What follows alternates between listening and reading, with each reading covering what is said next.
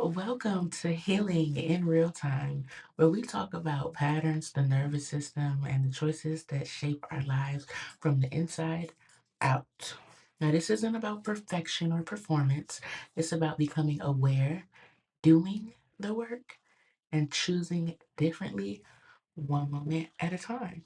I'm Tori, and this is a safe, shame free space to get serious about growth, even when it's a little messy. So, let me say something that might change how you view yourself forever. First of all, I know the setup is different if you're watching this. If you're watching the visuals, I'm actually at the library, okay? Because I had some free time and I'm like, but I'm not about to drive an hour home just to drive an hour back. So I'm just going to record in a public space. I'm definitely whispering a little bit, but we're gonna get it done, okay? Because this is my third time recording. So episode 8 and 9, they were giving me hell, but this is the one route. This is the one, y'all. Okay? But let's get into it. You are not overreacting. You're reacting from your nervous system that just doesn't feel safe. And I'm really excited about I'm really excited about this particular recording because I've gotten my official diagnosis since the last time I recorded episode 9 and it had no audio. So now it's like I can give you so much more information because I feel like I've really gone through all of the stages, I guess you could say. Um, so let's get into it. You really need to feel safe. That's number one thing. And if you have a complex where you need to feel safe, you probably have undiagnosed or diagnosed PTSD. I do. Mine's is chronic. Because when your body is in survival mode, you don't respond. You're not ever going to just respond. You're going to react. You're going to take it personal. Most of us call that our personalities. Like, oh no, I'm just sensitive, or I just don't like conflict, or I shut down, I just overthink. My screensaver on my iPad is you're overthinking again. I do. And you know what that's called? Anxiety. But we can talk about that later. We think that those states are who we are, and it's not. It's a state. But a lot can happen in a week. So I'm glad you're back with me. And if you're just joining me, welcome. But let's recap and refocus because I'm going to sit here and I'm going to make sure I record the rest of the pillars because I need to get that out the way. Okay, I need to get that out the way. I need to get that out the way. I need to get that out the way so that we can really dive in. Because when we start diving in, that's when you're really gonna be like, oh, okay, I see what you're doing. Yeah. So we need to get to it. So just to recap, pillar one of the nervous system mirror, my framework, the nervous system mirror, is going to be that automatic behavior. That's the pattern that you repeat. And then you have pillar two, the in intentional why. Okay, and then you have the intentional why is like the first explanation your brain gives when you are when you've overreacted and somebody asks you why you do that, or when you ask yourself why you do that.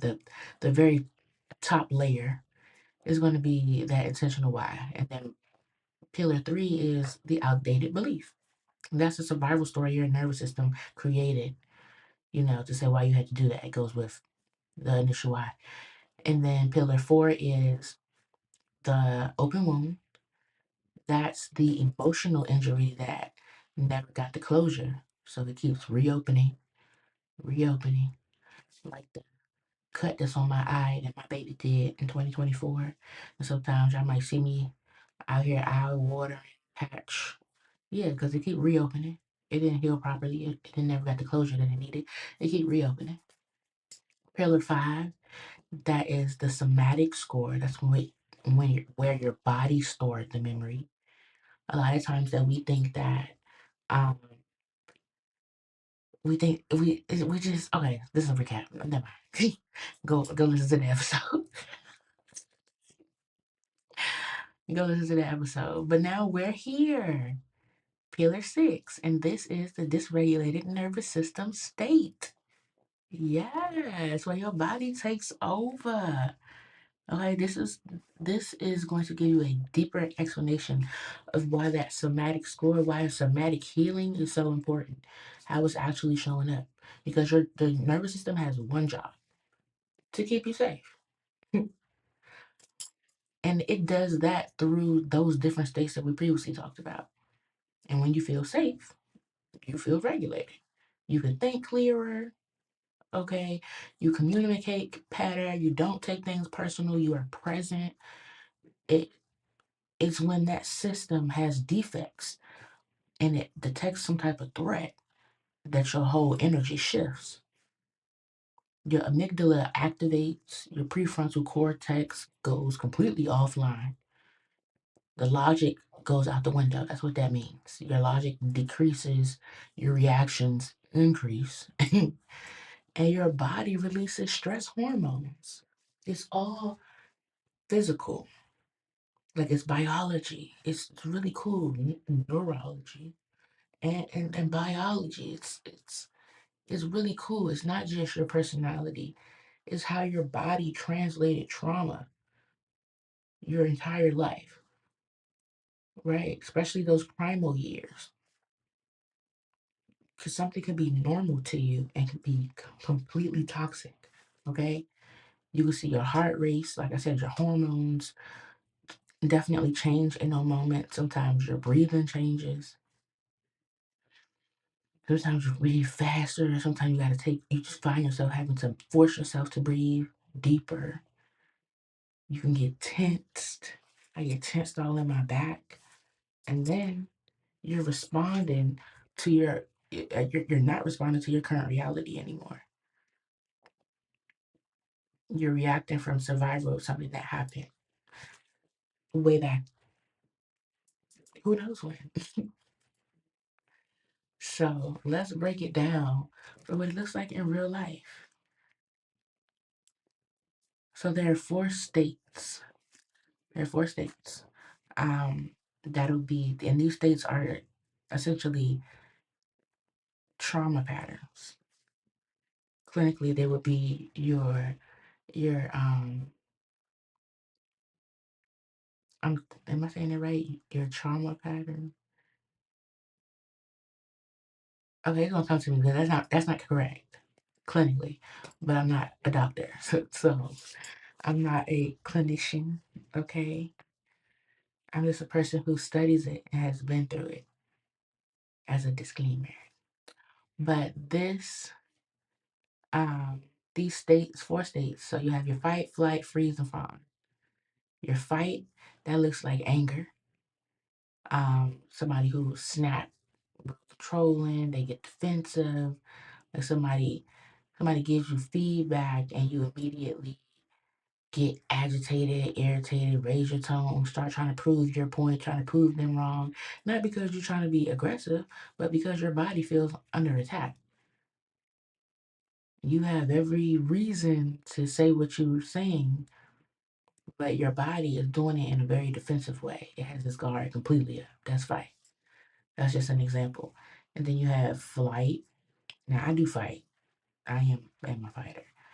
But I try to work on it as much as possible. That's why I don't catch me off guard with no bullshit. Like but it's also about being able to sit in the sensation and allow that sensation to pass before you pop off. That takes skill. Meditation can help with that. But that takes real skill. Okay. I just did a 10-day retreat to start building up that skill, to be able to sit in that, whatever that is, whatever it is. Comfortable, uncomfortable, good, bad, whatever. Being able to sit through that. So it's a practice. Don't beat yourself up. Okay. Then we got flight. Flight is like flight. It's like avoidance, overworking. It doesn't have to be a bad thing. Somebody who's just always at work. They always doing something. They always on the go. ADHD, overthinking, staying busy, blatant avoidance. I don't want to talk about this right now. Just leaving. Things get emotionally heavy, and instead of addressing it, you distract yourself. You leave the conversation. You cause an argument so you can leave the conversation. You work, you clean, you scroll, you busybody, not because you don't care, but because your system is trying to escape discomfort. And I remember in the last recording that I made, I said I had a better example. Well, I can't remember. It's better when the audio works and video doesn't work. That happened on episode 8. This episode, the audio was out and the video was in. So I'm not really sure. I'm not really sure what I was saying, but I do know flight is something that I've experienced with people who are um, n- not emotionally mature. Sometimes the stress can be too much.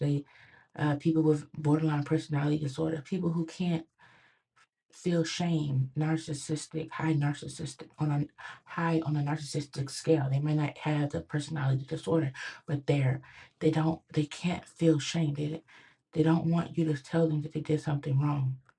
And that usually goes back to their childhood. Too many people have made them feel like everything that they did was wrong. So now they're extremely sensitive to that.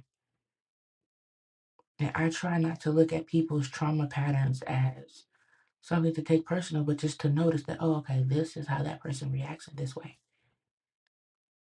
Because it really has nothing to do with you. It has nothing to do with me on if it's fight, flight, freeze, or fawn. That's just how they're gonna show up when they get stressed out. When when trauma becomes overbearing for them. They just need to escape the discomfort. That's all. So with freeze, that looks like shutting down. I do that too. Shut down. Some people do silent treatment. Some people just completely disconnect and disassociate right in your face. And sometimes it might be you feel stuck. You freeze. Like I've been in school. I have enough credits that I could be a junior. Okay, I'm a super junior because I've been a junior for about 10 years. Okay, like and I just get stuck, and it's like, oh my gosh, my system gets overwhelmed with like feeling like I have to go back and forth with the teacher because I'm like, hold on, from experience, I've learned I have questions that are like dissertation worthy. And it really makes them think. And some teachers don't like that. some some professionals in general, they feel like I did the work. You ever talk to a teacher? I got it. You gotta get it. Like that. But just because you got it don't mean you ain't do no bullshit to get it. Like miss me with that, okay? I want people that can actually have conversations about it. And I'd rather somebody be able to make me think about it. Prove me wrong. Show me something different. That's what I want. That's what's going to push the needle. That's what's going to get us to see what does traumatized actually look like. Give me actual experiences. That's going to help the masses feel like, oh my goodness, I see myself. I've been through that. Not just dissertation stuff. But anyway, I digress. That feeling stuck thing, I just want to let you know I've been there. But you might want to speak, right? You might want to submit the work. You might have the words. You might wrote the paper, but then you can't move. You freeze. You don't hit send. You don't send the email. You don't call. You feel too numb. Not because you don't have thoughts about it or you don't have desire, but because your system is just overwhelmed. It just cannot. And then Fawn, that's another one that I do, unfortunately. And that looks like people pleasing. It looks like people pleasing. Um, it can be people pleasing, it can be over explaining, it can be abandoning yourself to keep the peace. Yeah, abandoning yourself to keep the peace. Like you say yes when you really want to say no. You be passive aggressive, like, oh, I guess nobody else can help you. I guess if nobody else can help you, like, no, if nobody else can help you, it's probably a reason. I'm not either. I ain't no dummy. No, I ain't got it. My ex, we were together. I was on the phone with him. I told him he asked me for money for an Uber. I ain't got it. I don't be giving out money and paying for Ubers and paying for shit. I don't do that. No, I don't do that. I did that with my first boyfriend because I ain't know no better. After that, it was just like, nope, I don't have it. Even if I have it, niggas be knowing I got money. They be knowing I got money, and I don't have it. I don't. And he was at his first lady mother's house, his first son's mother's house, and she was like, no, no, no. Then she gave in because she wanted him to leave. Like, first of all, you're not trying to leave my house. Like, and I used to call her, like, but it's like I was also dumb because I'm sitting here. It was like it ain't me type of energy. Like, it ain't me. If she gonna be a dummy and give him the money for it, no, look, it ain't me. I'm not. That's how I felt. But it's like, yeah, but whatever he was doing to her, he's going to do to you. He gonna try. You know, I be having to look stupid quite often. He'd be like, that's a whole nother story. But I was abandoning myself. I mean, I wasn't about to abandon myself for that. I had been there, done that. She abandoned herself and ended up giving him the money, essentially because she just wanted him to leave. He was just like, I ain't going nowhere, mom. I had no Uber. Like, what the fuck? Why is that our problem? Like, nigga, she got a car, I got a car. Like, nigga, you the only one with no car. What the fuck? Why should we, you know what I'm saying? Like, fuck all that. That's my kid father shit. Like, are you a man? To fuck a man, are you an adult? Like, what are we doing? Like, you know what I'm saying? I'm not enabling, okay? And that's something that every person has to learn on their own. You can't tell nobody, oh, you ain't enabling, you need to stop. People gonna feel like, no, don't tell me what to do, or they hating, or we got a special relationship, or that's my best friend, or whatever. Let them go through that shit. When they start realizing that, okay, this person don't never got no money. I mean, for me, when I'm going through something, they never got no money. But when you're going through something, I always got your back. No, no, stop people pleasing. Okay, fuck all that. You soften your truth. I'm ADHD. My shit come out harsh. I don't mean for it to come out harsh, but sometimes you need to hear that. Okay, but when people are actively um reactive to their PTSD, they have not done the work or have any real tools to ground themselves from the PTSD, they're going to react to the slightest thing with the best intentions harshly. I tell people, talk to me nice, talk to me gentle, because I know I have PTSD. Some shit I will take wrong, even though I am really aware. A lot of stuff that I'm aware with by myself that I've exposed myself to over and over again, so I know to pause. If you catch me off guard, I'm not going to have that pause. It's going to be like, who the fuck you talking to? Who that ain't talking to? Who? Like, and then I'm gonna be like, oh my bad, I'm tripping because I took that real. I take shit literal. Like, I don't talk to me like that. I mean, I'm not one of those, you know. So, but you got to get to that point. It's constant exposure. I expose myself to my thoughts. I meditate mindfully all the time. So if a thought come up, it's like, oh no, that ain't what we on. So like, yeah, no, that ain't on. Put his ass in the back of the bus. Like the thought go away. That's not what we on. People pleasing. Um, I'm trying to bring it back. If I'm in where I used to be in a state where I would people please a lot. Oh no, we were talking about the harshness. The harshness. The harshness. If I'm in a state where somebody is saying something harsh to me, I'm still I tend to just remain quiet. Because if I do say something, I'm gonna say exactly what I think. And that can also come off harsh when a person may have just been trying to give me, like when I was on my retreat, and this girl was like, "You inspired me so much," and I was like, "Why?" And she was like, "I didn't think you was gonna make it." And she is an Indian girl, and I was just like, "Damn!" She just like, "What made you think I wasn't gonna make it? What made you think that I was a weak bitch?" I didn't understand, but essentially,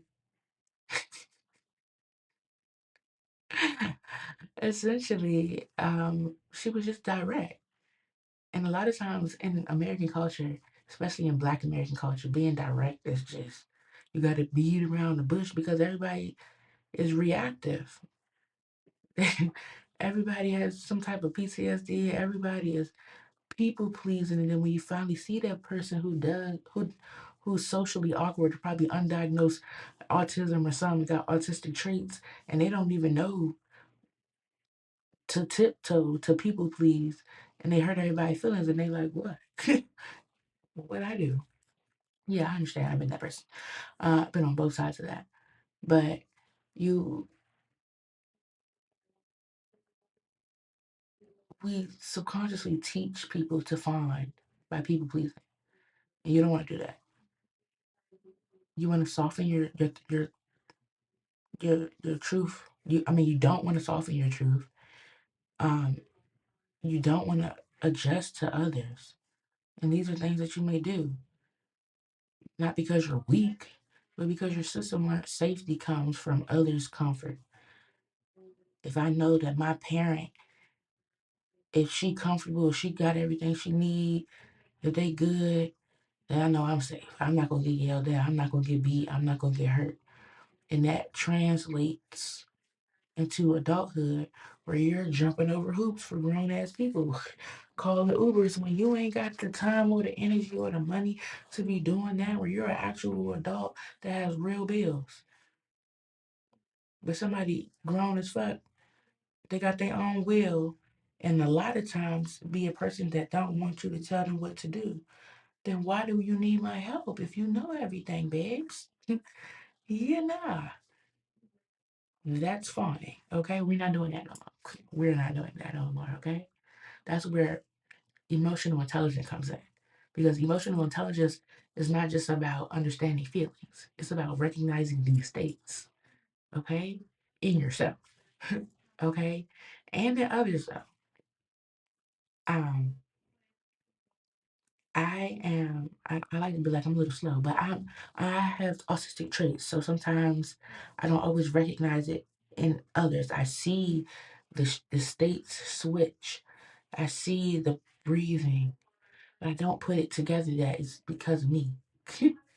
I don't realize that it's like, okay, I need to stop talking. I'm just like, oh, they look upset. But anyway, this is what I was saying. Like, it's like I don't always get it until later. And then I'm like, oh, they were breathing really hard and looked really frustrated. And, oh, like I didn't know.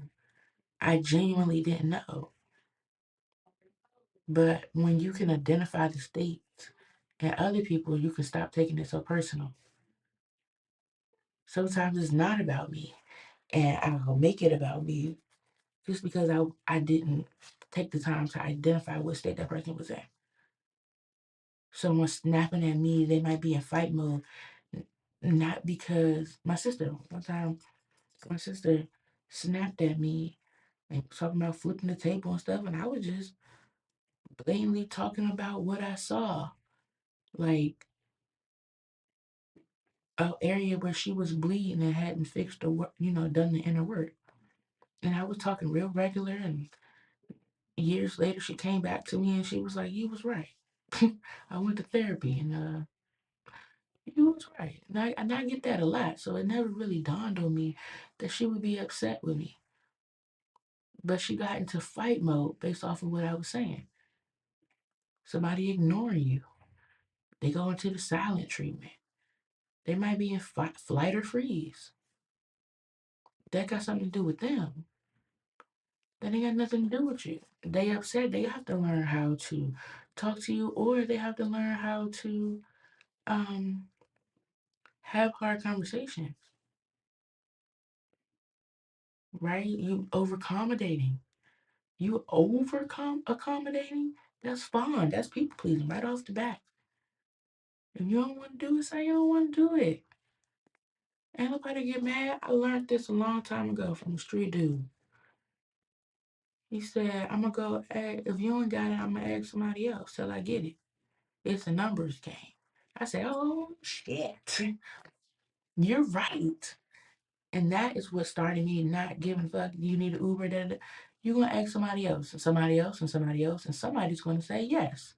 And that's how old boy got to asking his ex, and she said yes. I will not say yes. I will not say yes. Fuck no. Hell no. Why would you call me?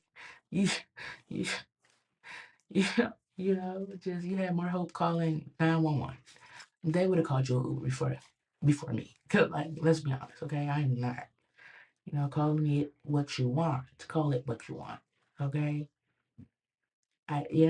So we're not over accommodating. When you understand that, you can respond differently. That's what it's all about. Choosing differently instead of escalating. And don't get me wrong, you'll still escalate. There's still times where I pop off in this motherfucker. But a lot of times, the more you expose yourself, and that's where I have this book on my unmasking autism, where I've been going back and forth with um, this doctor, PhD doctor, psychiatrist, because I really want to stretch the idea of masking at an early age, because I feel like I was masking at an early age, right? So what happens is you'll learn all of these ways to show up socially based on you. In some ways, it goes with trauma, but in other ways, it's like that's why I want to explore it more, because the natural state is like, I don't know. I don't know what I'm doing. Or I didn't know that I was fawning in that way. Or I didn't know that I was escalating in that way. Whatever. And it connects to trauma because of hypervigilance. Fawning, people pleasing, that goes with being hyper aware and trying to ease and, solve the problem, easy. Everybody just be cool. But also it speaks to autism. And I guess I could talk about that in another episode, but it just popped in my head when we talk about escalating and choosing to show up differently.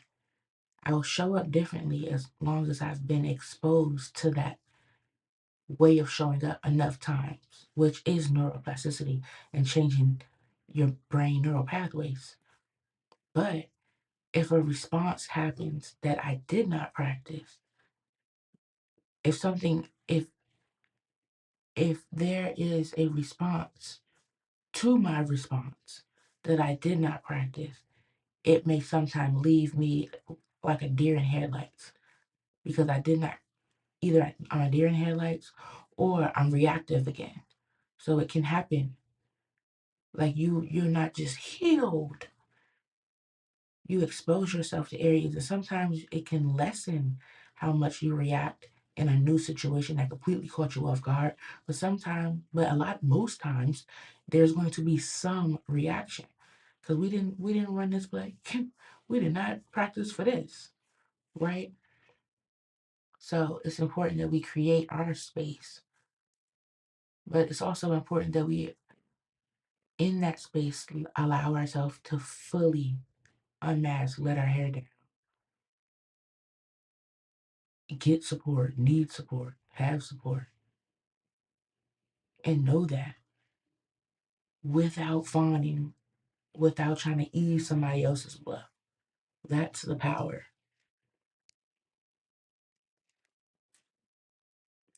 There were moments, there were so many moments where I thought, I was told that I was just too much.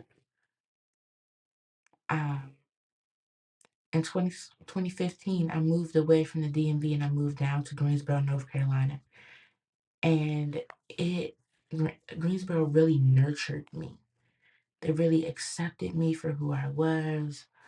Um, Whereas at home, I was called too sensitive, too emotional, too reactive. I was too much all the time. I would come home for maybe a long weekend or something, and my caregivers would say things like, "Oh, you're like a hurricane. You just come in and blow in and mess everybody's life up and then leave." And it really hurt me. It's like I was so happy and just giddy and just quirky. I used to call myself the quirky queen. I wanted to see everybody. I wanted to try to get a little piece of everybody while I was in town. And here I am thinking that they miss me or they want to see me. And, when I want to see somebody, I move some shit around so I can see them. You in my city? Oh my gosh. Look, I got this going on, but like I got a small window. Like I could, like, what you doing? Trying to meet up? Like, hey. No, they wasn't on that. They made me feel like I was a problem my entire life. I was the problem. And after a while, my nervous system just didn't feel safe anymore. Coming to the DMV did not make me feel safe. I hated being in the DMV area. I did not feel safe. Emotionally safe, which is, I like to describe it as a little T trauma. You got your big T trauma, which is like your assaults and things that happen to you that people can see. And then you have your little T traumas, which is those internal beatings and bruisings that people can't see. The way that your mom talked to you, the abandonment, the way that your dad didn't talk to you, didn't show up, or showed up, or too much, or whatever the case may be. Nobody saw you, nobody poured into you,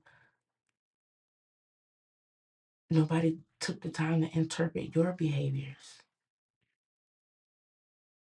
Those things cause eventually your nervous system to feel unsafe.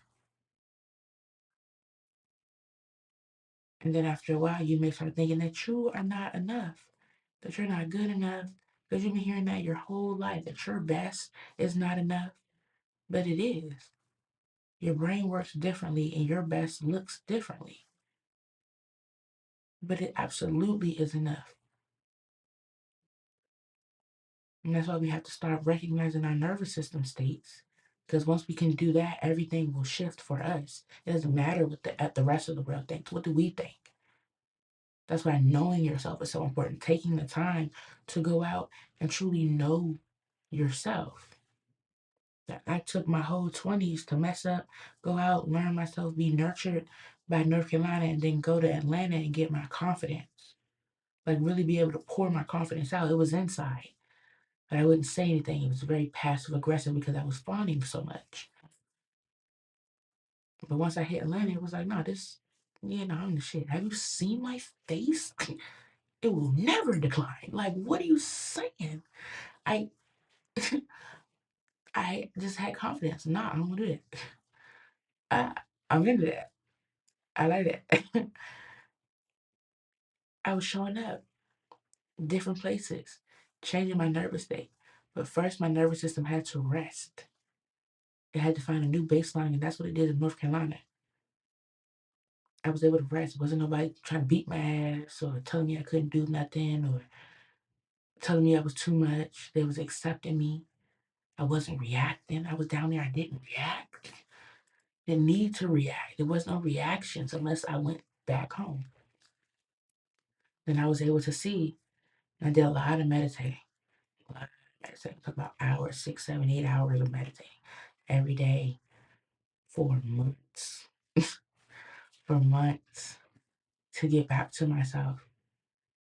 And then I started to recognize my states and really see like, okay,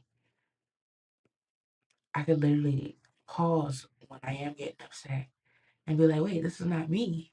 This is my nervous system because I could see the difference. And when I was back home and when I was at home with my 4 dogs in North Carolina with my yard, I could see the difference in me feeling safe and secure in an environment that I created, and the uncertainty of going back to people that I wasn't sure were sure about me and their reality and their environment. The safety level in my body didn't feel the same.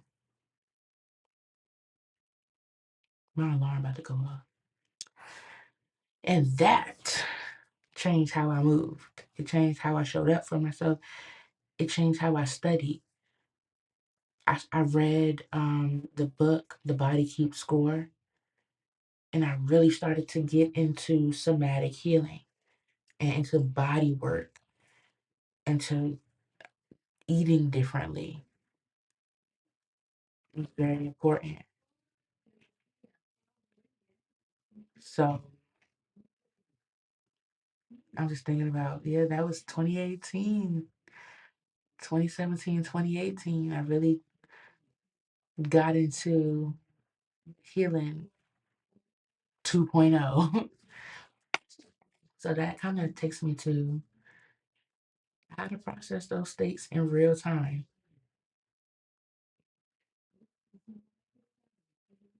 Somebody talking. Okay, so this is the part that people skip. How you actually process your states in real time. I love, there's a girl on TikTok named Ashay. I gotta look up her actual name on there, but I've commented on her video and I really love her content because she's processing in real time, and that is what I'm all about. That's how you know somebody has done the work, when they can slow it down, like, you know what I'm saying? Super, like, I don't know, they can slow that shit down and really be like, okay, in this moment I feel like this because this happened, but I know I need to do this, but I'm gonna stay here and let myself go through it, cry, whatever, hit record and let you see. Yes, healing in real time. In real time, I want you to get that out, and then I want you to move. Don't forget to move. What we just say? Don't forget the baby, okay? Weezy F baby. Please say the baby. Don't forget to move. Do your processing, your healing, and then your transformation is your somatic. Get that out. Shake some ass. Do a little dance. Hit your Dougie. You know what I'm saying? A wiggle, wiggle, a wiggle, wiggle. Me and my son be wiggling. We wiggle. Bitch, hit the Harlem Shake on the ass. Hit the Harlem Shake on the ass. You know what I'm saying? You have to get it out of your body. I am so animated. Once I get to going, I get the acting stuff out. It just moving my hands like I'm doing now. Like I really get to getting into it. Sometimes I can be chill, like, yeah, and healing in real time. And sometimes I'll be like, look, you got a 40-yard line. Like just I don't know. I don't know anything about sports at all. I am not that girl. Okay, like I be wanting to know so bad. Okay, but I have no clue.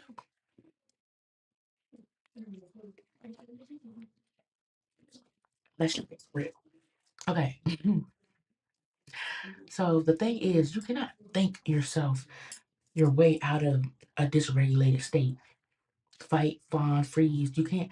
When I get mad, when I get to that point, nothing can stop me. Nothing can calm me down. It has to run its course. It has to run its course. It has to run its course.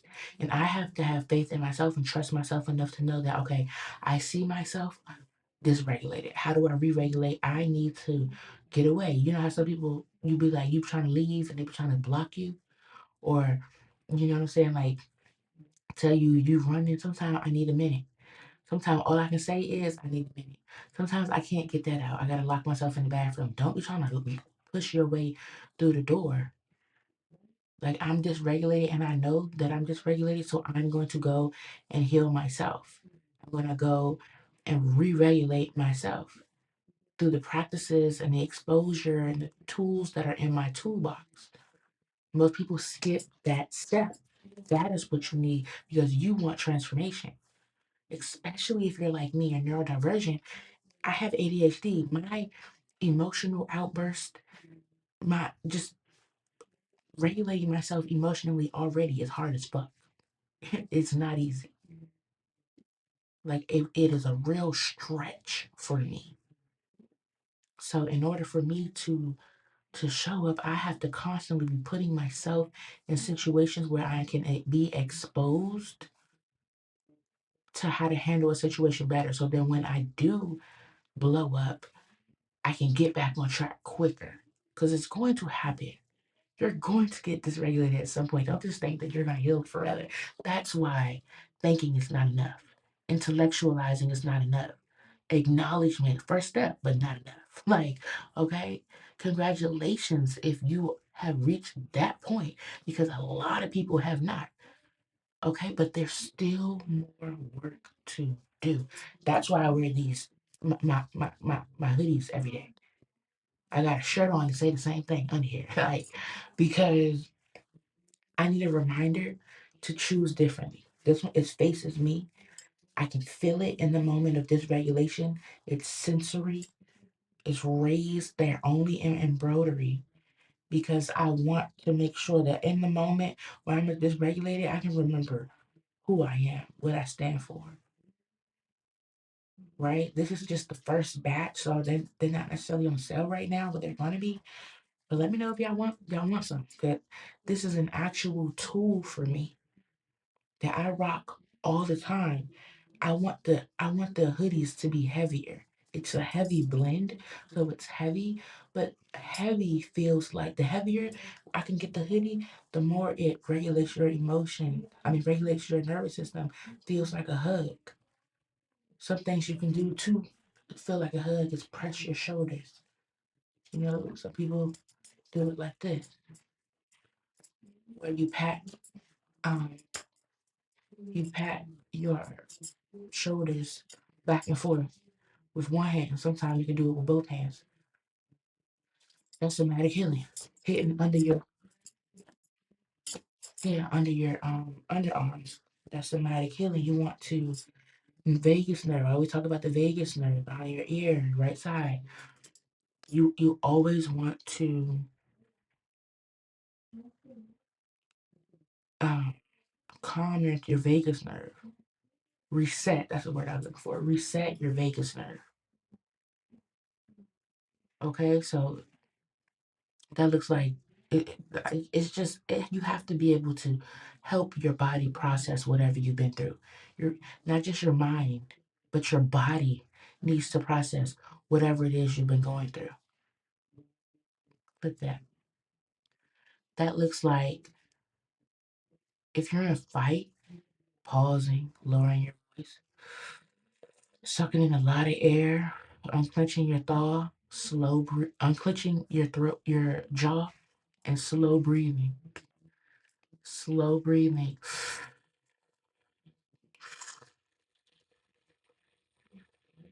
Right in their face. Right in their goddamn face. Okay? If you're in flight, move slowly. Move slowly. Walk back and forth. If you need to pace, that's fine. If you need to feel like you're fleeing, walk down, come back up.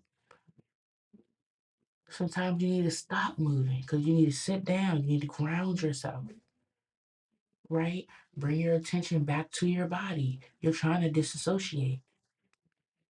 You in freeze. Start with small movements. Wiggle your fingers. Try to wiggle your toes. Wiggle them fingers. Ask yourself questions. What do I actually want right now? Um, Shift your posture.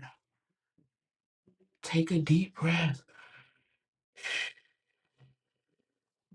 Sit up straight. Put your shoulders back. Put your chin up. Right? You want to do that all the time, so that when you get in that moment where you freeze, you can automatically hit that. All right, sit back, shoulders back, chin up, breathe and wiggle your fingers. Fawning, same thing. Pause before you say anything. Oh, yeah, yeah, of course. No. Ask yourself, what do I actually want? Right? Let me get back to you.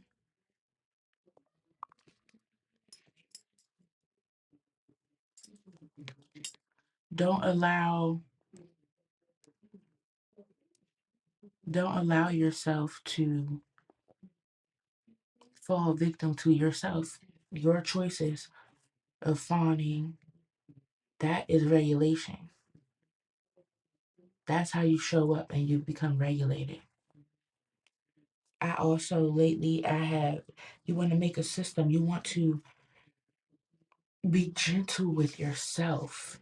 Nobody else is going to love on you like you love on you. Because I have ADHD, some of the things that I need. So I know in the beginning I talked about recently being diagnosed. I was recently diagnosed, okay, and I have ADHD combined, which means I have both types. I have um, chronic PTSD and generalized anxiety disorder. But I have I'm diagnosed with autistic presenting traits, but not the disorder, not complete autism. And I've been battling that, but a lot of my weirdness can be explained by trauma, right? So one of the things that I do a lot now is I consistently go to the college for massages at the massage clinic, okay? Because I need that on a budget. Yes, I need that on a budget. Okay, um I go to uh the professional services. I go to schools like beauty schools, spa schools, and they do facials on you. They need people to practice on you. I get it at a discount. They doing the same thing, and they're under the supervision of an actual licensed esthetician or whatever you're getting. So it's like you're getting what you need to regulate your body at a discount. I do that often. Tomorrow.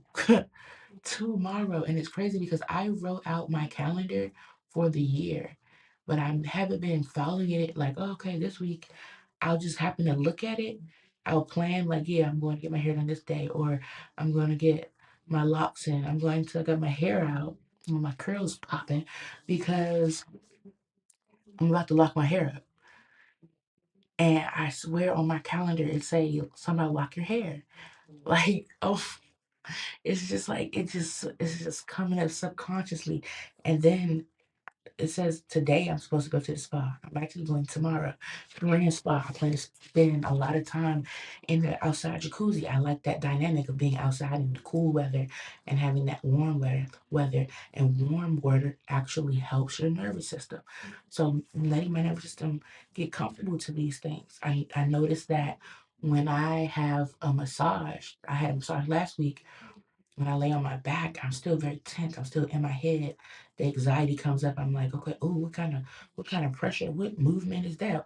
I wonder how her fingers are. Was that the back of her hand or was that her knuckles? Well, I'm just constantly thinking when she put me on my stomach, baby, you hear me? No, like that shit is crazy. So I feel safe in that position. I don't know why. I feel safe when I can just relax and let her do whatever she's doing. So that's a big thing. I gotta text her too. Yeah. But anyway, um, I just consistently want to show up for my body so my body can process. That looks like float therapy, where you get in a little tub. It's 1,000 pounds of Epsom salt. It just make you float. You just cannot sink. You don't gotta know how to swim. And it's a little bit of water. You can't drown, but you in there and you just floating and you're relaxing, and it's helping you pull all them toxins out of your body as well. Going to the Korean spa.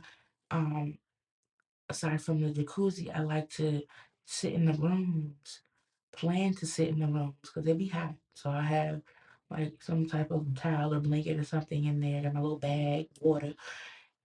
sit up in there and work on my computer. Tomorrow I plan to write my book. Yes, I plan to finish whatever needs to get finished and finish writing my book because it's so important. I need this to get out here. It's so important. I need my book to be out here. Okay. It. I'm trying to think what else do I do.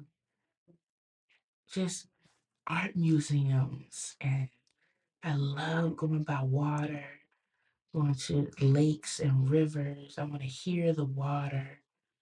I run the shower a lot. I know that's bad, but I run the shower a lot. Just sitting in there and just allowing it to just soothe my nervous system. There are some better options than running the shower, but that's what I do. Okay, this is my podcast. Okay, but just giving you ideas, make that a part of your routine. Do it on a budget. You don't gotta have the best. You don't gotta pull up that hand and stone and massage envy and no, go find you a Groupon. Go find you a Groupon. Hello. There's this place in Laurel, Maryland called Flotus. They got a 59.99 plan. You get one per month for their little membership. Okay, period. Now I need 90 minutes, so I'll be trying to figure out how I can get the extra 30 on there for the same price. But start you somewhere. Get into that sound baths, floating sound baths, sound bath in a pool. The Pearl in Columbia, Maryland, they do a lot of those. The Salon, I forgot the name of it. It's in DC. Um, they do them too. The $135. The Pearl's cheaper. But every once in a while, I'll go to, I go to both. It depends on who I'm trying to rub shoulders with. You know what I mean? What kind of mood am I in? Do that. Show up for yourself. Sound bath with a little yoga at the end. A little yoga with a little sound bath at the end. Like, do that. The Sedona House in Baltimore. Wednesday mornings. Hello. Hello. It's me. I love a good sound bath. Now, I ain't really a yoga person yet, but I be sticking through it so I can get to the sound bath, okay? That's came from the sound bath. But then when you come out, you feel all good. Boom, water. It's like a double whammy. Like, yeah. So, oh, Pilates. Oh my God, love Pilates. That's such a good one. Dancing, any type of dance, consistently dancing, dancing, dancing, iguana, dancing, iguana, dancing, iguana. I'm sorry, but yeah, dancing. That's a somatic way, breath work, um, the drainage, you know what I'm talking about, take a thing and drain yourself. Gut health, eating a non-inflammatory diet. How you say it? Like a Mediterranean diet, like not eating foods that's gonna blow your ass up. Like all of that is going to help your body, okay? And then processing others without losing yourself. That's important, having that emotional intelligence. Because emotional intelligence is not just internal, it's relational. So if somebody is dysregulated, you don't want to match their state. I used to hate that. My ex would match my state. Like, I'm dysregulated. Something is happening. I don't feel safe. Whether you feel like you did something or not, why would you match my state? You're mad because I'm upset? Tell me how it makes sense. You don't want to match anybody's state. You want to regulate yourself first and then respond. Stuff like, I hear you, but I need a minute. Okay, what you're saying matters. I need a second. I want to talk about this, just not like this. I want to talk about this. I just don't want to be talked at, you know. I'm here, but let's slow down. I think we're getting, everybody, I think everybody should take a breath. You don't want to absorb the chaos. That's the thing. And if you're anything like me, you looking for a dopamine hit. And chaos equals dopamine hit. Let me write that down for you. I say chaos equals dopamine. Chaos equals dopamine. Chaos equals dopamine. That means that arguing, that somebody trying to prove you wrong, somebody telling you wrong, now you feel like you need to go back and forth with them. And you start to miss that in people too. When you're just in a state where you're cool, calm, and collected, it feels weird, like nothing's happening. No dopamine hit. You need to go exercise. You need to go move. You need to go walk. You need to go outside. You need to ground yourself. You need to go barefoot. Okay? You need to eat vegetarian for a while because your body is going to crave dopamine in the form of chaos. Yes, yes, yes. Clip that. It's very important that you understand that. I, I've, I haven't heard anybody talk about that. Just you have to be able to regulate yourself first and notice that state coming on so that you don't absorb their chaos and you can actually anchor it yourself. You can actually see yourself in that moment getting riled up and anchor yourself. Okay? So don't shoot me. Hey, don't shoot me. I'm just the messenger, okay, friend? But most of us are walking around here dysregulated. Don't shoot me. Most of us are walking around here dysregulated, thinking it's normal. Yes, we think it's normal. We think it's just who we are. It's not. It's a learned survival response. It's a survival response. A lot of us, I swear, we think it's our personality. I just pop off. Most of us are dysregulated. Most of us are judging. Most of us have some type of paranoia, PTSD controlling us. Most of us have some type of neurological differences where we probably do have ADHD and our brain works a little bit differently. And we do need a little bit of grace and we need to be giving a little bit of grace, right? It's a learned survival mechanism, survival response, and it can change with awareness first, of course, but more importantly, with practice and intention, knowing that it exists and knowing that you're prone to showing up like this and catching yourself quicker and quicker before you full blown go into who the fuck you talking to mode. You get what I'm saying? So this week, I want you to do one thing. When you feel triggered, don't ask, why am I like this? Ask, what state am I in right now? Fight, flight, freeze, or fawn. And then support your body. What do you need? You in fight mode. You need gentleness. What do you need in fight mode? Gentleness. I didn't mean it like that. Sometimes you can ask questions. What do you mean? What do you mean by that? Don't pop off and go, no, what do you mean by that? Same thing. Flight. What state am I in? Oh, you in flight? Okay, what do I need? Sometimes you might just need assurance. And you got to look for it in yourself first. I have to assure myself you are safe, you're okay. I'm teaching that to my son. He feel his emotions really big, and I see myself in him every time. And I'm like, tell yourself I'm okay. And that's what I used to have to do. I used to feel so dumb, like somebody sitting right there in my face, and I would be rocking, and I would be like, I'm okay, I'm okay, I'm okay, I'm okay. And I used to do that all the time, and it was just people would be trying to stop you, and people it make people feel so uncomfortable. Fuck them, okay? Because you're the one that has to go through your life, nobody else. So we got to find a way to support our body. Freeze, same thing. What do I need in this moment? I need to feel safe. I need to know that I am safe. That's like you in a safari and a lion coming after you and you freeze.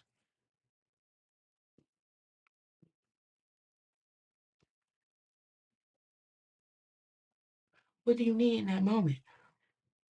You need covering. You need shelter. You need to feel safe. You need to know everything's okay. In those moments, I like to do things like wash my hands with warm water, bring myself back to the present moment. You have to bring yourself back to the present moment.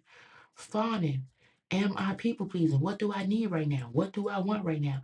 Asking yourself those questions and then supporting your body and giving it to you. Sometimes you might just need a pedicure. Go get that. And then have the conversation.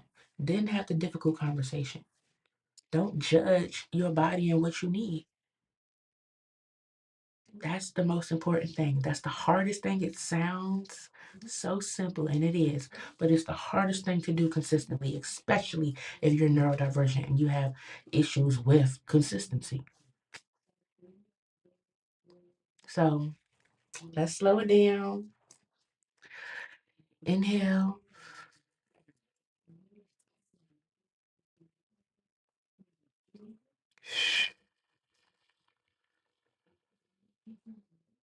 Do that 3 times. Your body is not your enemy. You keep falling into the same loops over and over again. You just feeling like, all right, just this one last time for whatever it is, getting the steak and cheese, getting the cheesecake, calling the man, calling the woman. This last time, because you just feel the urge. Sit with that urge the next time. Allow yourself to feel that sensation. Takes about 90 seconds for it to go away. Allow yourself to feel that sensation and think all the thoughts that come with it and don't move. Realize what state you're in. Slow it down. Your body is not your enemy. It's just trying to protect you. So we got to learn how to speak the real body language. Okay? Bottom line, you're not your reactions. You are the awareness behind them. You will see real transformation in your everyday life when you start showing up, understanding not only your states, but other people's states. Because that will cause you less stress because they're not blowing up or because you can nip it in the bud before they even start. Understanding when you need dopamine and figuring out other ways to go get that dopamine instead of chaos, argument, conflict, and then saying, I don't like conflict, which you don't like conflict. But your brain can't help but want to go back and forth when you know this person is wrong. Why do you need to go back and forth with them? It's no reason. They're wrong. Yes, and they're wrong. You know what I mean? You don't have to go back and forth. That's what causes the chaos. The ball is in your court and you choose to throw it back. No, put it down. You're not going to play the game. The more you learn your states, the more you can choose how you show up. That is emotional intelligence. This is where awareness becomes power. Okay? Like it's more than just the awareness. This is where it becomes power. You doing something, you executing on it, you making a plan, you showing up, get inspired by me, get into your spa bag. Really enjoy taking care of your body. Warm baths, body scrubs. Oh, I love body scrub. Body scrubs. This is where your patterns begin to shift because you're actually giving yourself what you need. Telling your body, it's okay. It's okay for me to be here. It's okay for me to relax. It's okay for me to breathe. It's okay. It's okay for me to take a nap. It's okay for me not to go. It's okay for me to go on leave from work. It's okay for me to say, hey, something's wrong here. It's okay for me to go get evaluated. Giving my body what I need. I'm able to get the support that I need. That's important. We got to be honest with ourselves and then we got to show up and deliver. Period. This is healing in real time. Peace and healing, y'all. I'm out.